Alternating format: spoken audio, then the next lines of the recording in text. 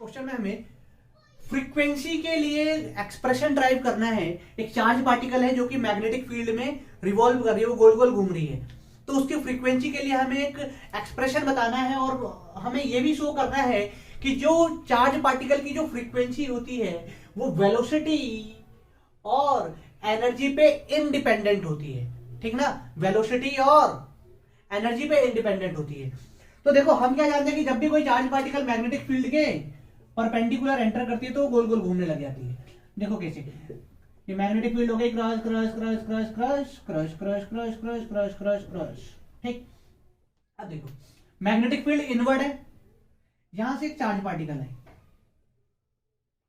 ठीक, charge particle का charge हो गया क्यू, वेलोसिटी v।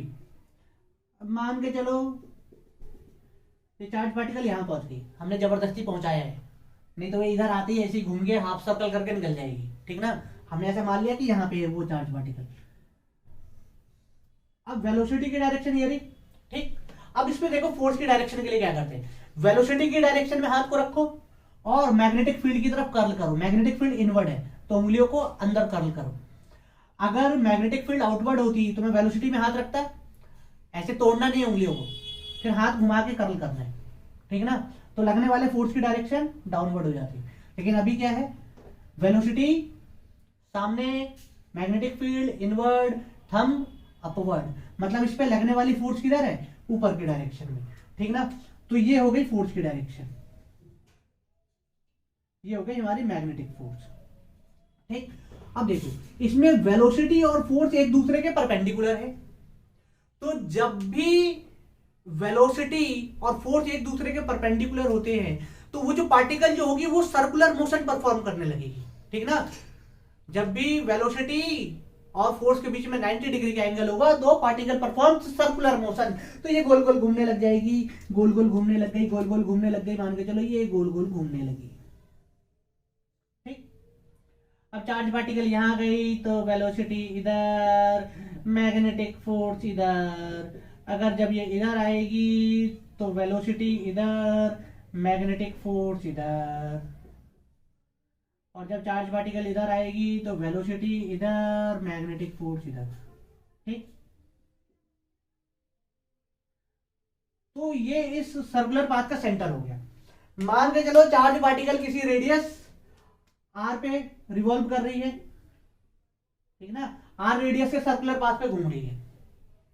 अब हम जानते हैं कि जब भी कोई पार्टिकल सर्कुलर मोशन करती है तो उसके लिए एक फोर्स का होना बहुत जरूरी है जिसका नाम है सेंट्रीपिटल फोर्स। तो यहां पे जो मैग्नेटिक फोर्स जो है वो सेंट्रीपिटल का काम कर रही है। सेंट्रीपिटल फोर्स वो फोर्स होती है जो कि टुवर्ड्स द सेंटर लग रही हो, तो यहां पे मैग्नेटिक फोर्स सेंट्रीपिटल का काम कर रही है। और हम ये भी जानते हैं सर्कुलर मोशन में एक इमेजिनरी फोर्स होती है जिसका नाम है सेंट्रीफ्यूगल फोर्स, वो बाहर की तरफ लग रही होती है। और सर्कुलर मोशन तो तभी होगा ना जब उस बॉडी पे नेट फोर्स जीरो होगा। ठीक ना, नहीं तो न्यूटन्स लॉ क्या कहता है, according to Newton's law of motion force जिधर लगेगी मोशन भी उधर ही होगी। तो फोर्स अगर इनवर्ड लग रही है तो सीधा सेंटर पे नहीं आ जाएगी। ठीक ना, सीधा सेंटर की तरफ आ जाएगी। लेकिन ऐसा नहीं होता, अगर वो गोल गोल घूम रही है मतलब इसके ऊपर जो नेट फोर्स होगी वो जीरो होगी। तो इस पे क्या होता है, इस चार्ज पार्टिकल पे एक इमेजिनरी फोर्स लग रही होती है जिसे हम कहते हैं सेंट्रीफ्यूगल फोर्स, और वो हमेशा बाहर की तरफ लगती है। ठीक ना, तो वो बाहर की तरफ लगती है और उसकी वैल्यू भी सेम ही रहती है mv²/r। तो ये होगी सेंट्रीफ्यूगल फोर्स। ठीक ना, तो सर्कुलर मोशन के लिए Fm = Fc होगी। ये क्लियर? तो हम क्या लिखेंगे, for circular motion, for circular motion, circular motion centripetal force = centrifugal force. Centripetal का काम कर रही है यहाँ पे मैग्नेटिक फोर्स और सेंट्रीफ्यूगल। मैग्नेटिक फोर्स क्या हो जाएगी, QVB sin 90, क्योंकि वेलोसिटी और मैग्नेटिक फील्ड के बीच में एंगल है 90। वेलोसिटी सामने, मैग्नेटिक फील्ड अंदर है ना, वेलोसिटी सामने, मैग्नेटिक फील्ड अंदर, 90 का एंगल है ना। ठीक ना, और सेंट्रीफ्यूगल फोर्स mv²/r, एक v से एक v कैंसिल, तो ये हो गया हमारा QV = mv/r। ठीक ना, तो R = कितना, mv/qb। तो ये रेडियस ऑफ सर्कुलर पाथ आ गई। तो अब टाइम पीरियड कैलकुलेट कर लेते हैं। टाइम पीरियड कितनी होगी इसकी, time period of charge particle, time period of charge particle, charge particle. ठीक, तो टाइम पीरियड कितना हो जाएगा, टी इक्वल टू 2πr/v। ठीक है ना, टाइम पीरियड क्या होता है, time taken to complete one revolution. तो एक रिवोल्यूशन में कितनी डिस्टेंस चलनी पड़ेगी, 2πr, और स्पीड कितनी है, v। अब r की वैल्यू यहां से रख दो यहाँ पे, तो t इक्वल टू क्या हो जाएगा, t इक्वल टू 2πr की जगह हो जाएगा mv/qb डिवाइडेड बाय v। तो v से v कैंसिल हो गया, तो टाइम पीरियड कितना हो जाएगा, 2πm/qb नीचे चला आएगा। तो ये हमारा टाइम पीरियड हो गया, time period of charge particle. और हम क्या जानते हैं, वी नो दैट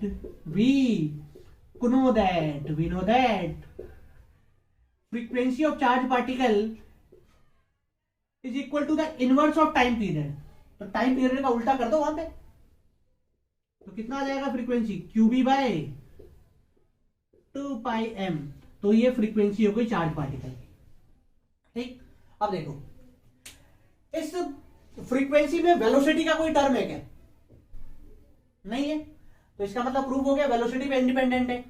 दूसरी बात, एनर्जी, कोई एनर्जी दिख रही है क्या, ना तो इसमें कोई काइनेटिक एनर्जी है, ना ही पोटेंशियल एनर्जी है, तो कोई एनर्जी का टर्म भी नहीं है। तो इसका मतलब frequency is independent of energy also. ठीक ना, अगर यहाँ पे पोटेंशियल डिफरेंस की अगर कुछ बात होती तो एनर्जी आ जाती। ठीक ना, तो पोटेंशियल डिफरेंस ऐसी तो कोई चीज दिख रही थी। ठीक ना, और वैसे भी क्या है, मैग्नेटिक फोर्स जो है वो कंजर्वेटिव है, नॉन कंजर्वेटिव है, इसके बारे में पता ही नहीं है, इसमें कोई एनर्जी लॉस ही नहीं होती। ठीक ना, ये गोल गोल घूम रही है, कोई एनर्जी लॉस नहीं होती, जितनी एनर्जी के साथ आई है उतने में ही घूमती रहेगी हमेशा, कोई लॉस नहीं। क्लियर, तो एनर्जी से कोई लेना देना यहाँ पे नहीं है। कहोगे तो वैसे काइनेटिक एनर्जी निकल सकती है। ठीक ना, तो जितनी एनर्जी से हमने भेजा होगा उसी हिसाब से काइनेटिक एनर्जी, क्योंकि वेलोसिटी देके भेज रहे हैं तो काइनेटिक एनर्जी है, लेकिन शर्त यह है कि काइनेटिक एनर्जी उसकी रिमेन्स कांस्टेंट रहेगी, कभी चेंज नहीं आएगा, क्योंकि यहाँ पे ना कोई एनर्जी मिलती है मैग्नेटिक फील्ड में, ना ही एनर्जी लॉस होती है। ठीक ना, ये क्लियर। अब आप देख पा रहे हो फोर्स हमेशा डिस्प्लेसमेंट वेक्टर के 90 डिग्री है, तो work done by charge particle all हमेशा क्या आएगी, 0। ठीक ना, तो एनर्जी का कोई लेना देना नहीं है। ये क्लियर।